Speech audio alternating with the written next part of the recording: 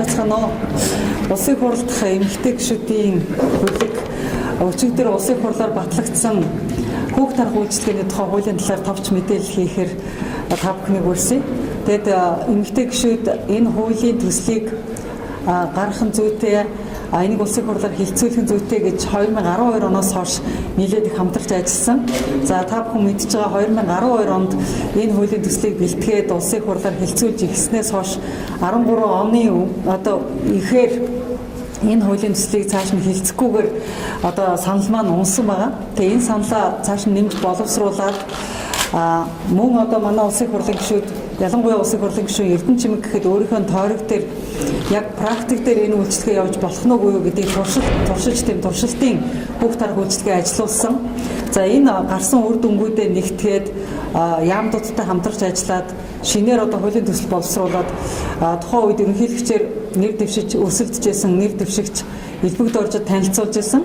За бид энэ одоо сонгуулийн мөрөө хөтөлбөрт хүүхд тарх үйлчлэгээний тухай амлалтыг оруулж өгөөч гэж хүссний үр дүнд энэ одоо ерөнхийлөгчийн одоо санаачлах хуулийн төсөл болж цаашдаа бидний одоо улсын хурлаар хилцүүлэхээр ирж чадсан. Ингээд ерөнхийлөгчийн өргөн байрлсан хувилбар дээр мөн эмэгтэй гишүүд бид идэвхтэй хамтарч ажилласан. За улсын хуралд ажлын хэсэг 2 удаа байгуулагдсан.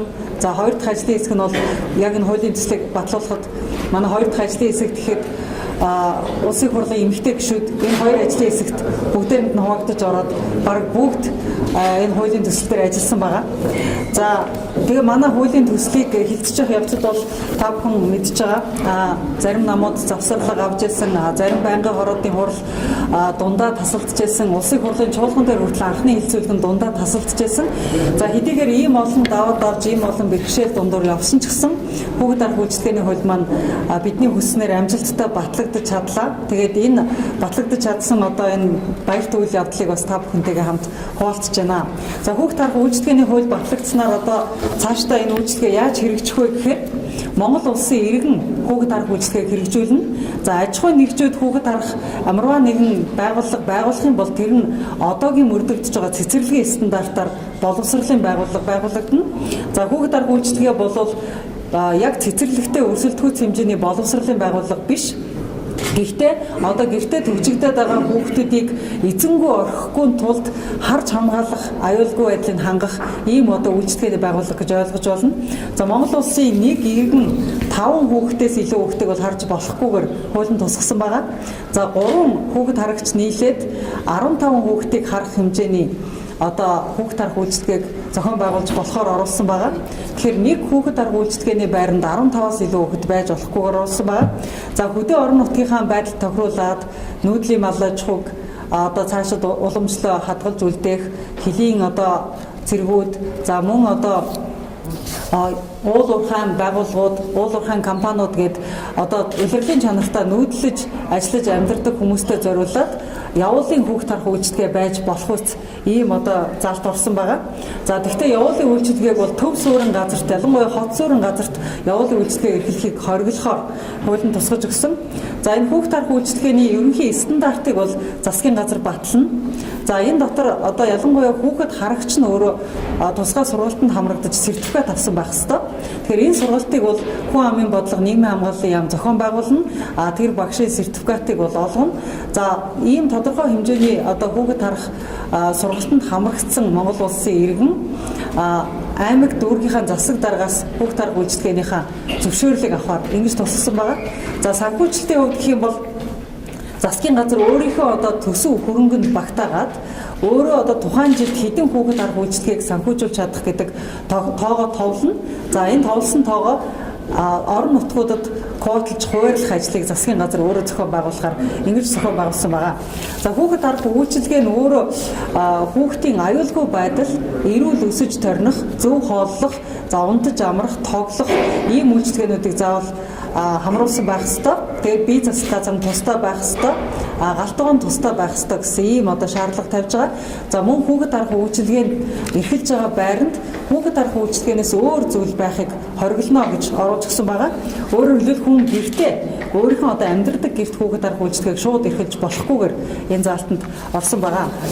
За мөн Хэрвээ одоо орон сууц гэрт зохион байгуулахаар болох юм бол тэр нь бол тусдаа одоо талбай байна. Тэр тусдаа талбайд нь бол хүүхэд асруулж харуулна гэсэн ийм байдлаар орсон байгаа.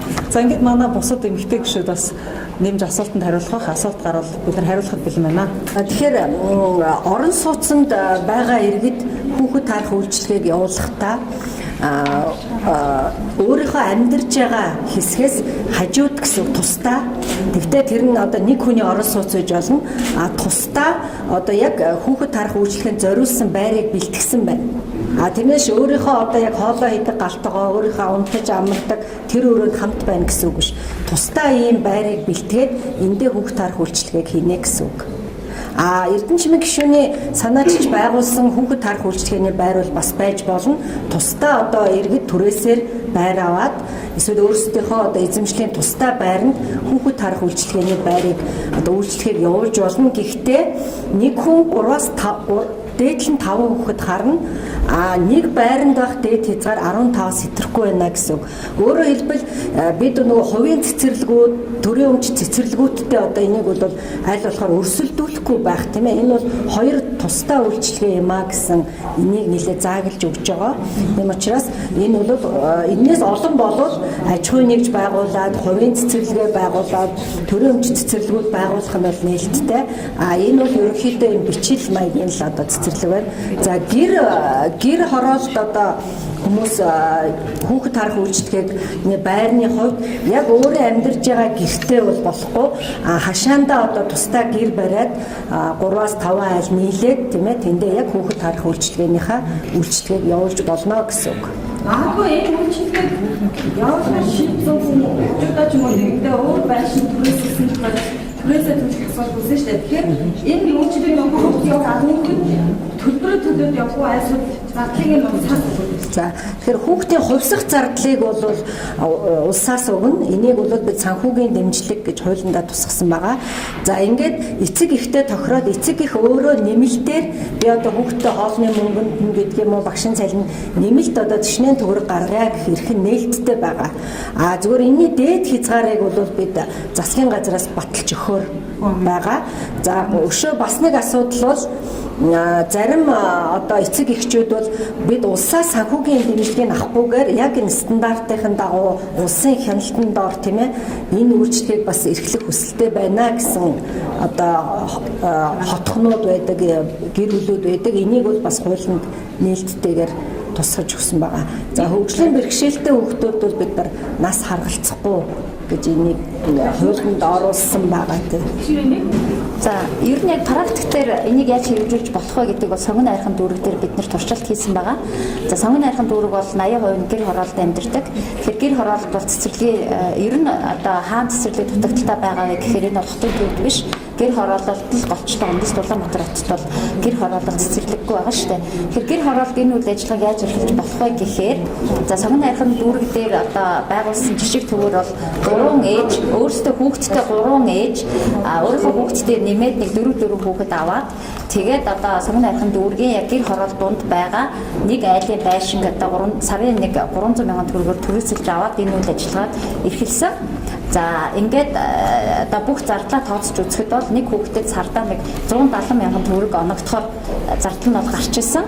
За энд бол 3 ээж тус бүр нэг 400 мянган төгрөгийн цалин авахаар тэгээд одоо хүүхдүүдийн хоолны зардал бол улсын цэцэрлэгийн хоолны зардалтай яг ижил хэмжээд за тэгээд одоо ус цахилгааныхаа мөнгийг төлөө түрээсийнхаа зардлыг төлөхөд бол хүүхдэд 176 мянган төгрөг гарахаар энэ тооцоо нь гарч ирсэн.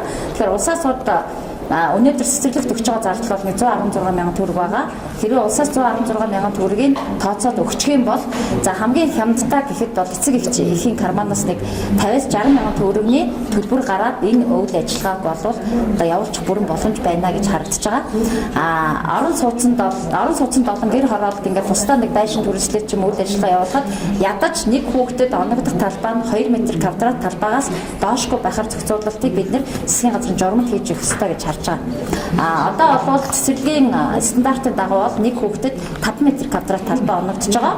А улсын цэцэрлэг бол энэ стандартаа бол барьж чадахгүй байгаа шүү дээ. 30 м талбай дээр одоо 30-40 хүүхэд авч байгаа тийм 1 м2 талбай ч хүүхдэд оногдохгүй ийм байдалтайгаар улсын улс стандартыг зөрчиж явж байгаа.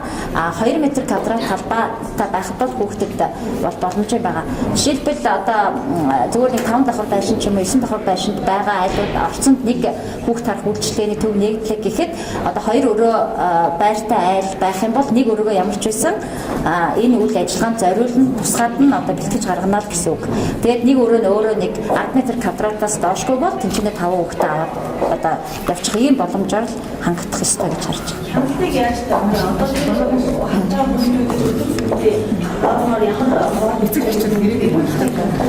За нэгдүгээрт бол эцэг эхийн зүгээс бол хяналтаа маш сайн тавих ёстой. За улсын байцаагч нар ялангуяа энэ нийгмийн хамгааллын яамнаас хүүхдийн төлөө газар байгаа. За энд бол одоо яг энэ үйл ажиллагааг хариуцсан байцаагч нар гарах ёстой гэж бид нар харж байгаа. Орон нутаг бол энэ дээр гол хяналтуудаа тавьж явах ёстой. Яг тэр тухайн орон нутгийг бол энэ хүүхдүүдийн асуудлыг шийдэх нь тэр орон нутгийн бас бид нар квотоор бол тухайн орон нутагт хэдэн одоо хүүхдэд ийм үйлчлэгээ үзүүлэх ёстой гэж баталж өгөх учраас орон нутаг бол энэ чинь илүү одоо хяналтаа тавьж ажиллах ёстой болов гэж харж байгаа. Гэхдээ засгийн газар одоо бид нар хуулийг бол 2016 оны 1 сарын 1-ээс хэрэгжинэ гэж үздсэн байгаа. Энэ хооронд засгийн газар дээр тусгай журам боловсруулах ёстой. За журам болон хэрэгжилт энэ бүхэнд бол эмэгтэй гишүүдийн бүлгээс мөн одоо хамтарч ажиллах болно. Тэгээ хэрэгжилтэнд бид нар бас одоо эхний ээлжинд бол хамтдаа ажиллаад одоо хэрэгжилтийг нэлээд сайн хяналтайгаар явуулнаа гэж бодож байна.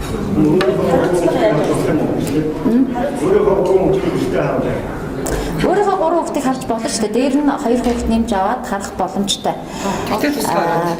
Гэхдээ тэр дотроо тусгай байр бий болгоод стандартын дагуу зөвшөөрлөө аваад та өөрийнхөө хүүхдийг харж ирсэн ч гэсэн энэ үйл ажиллагаа эрхлэхийн тулд тусгай сургалтанд хамрагдаж одоо сертификат авсан байх ёстой гэсэн үг. Нэмж хэлэхгүй л заа.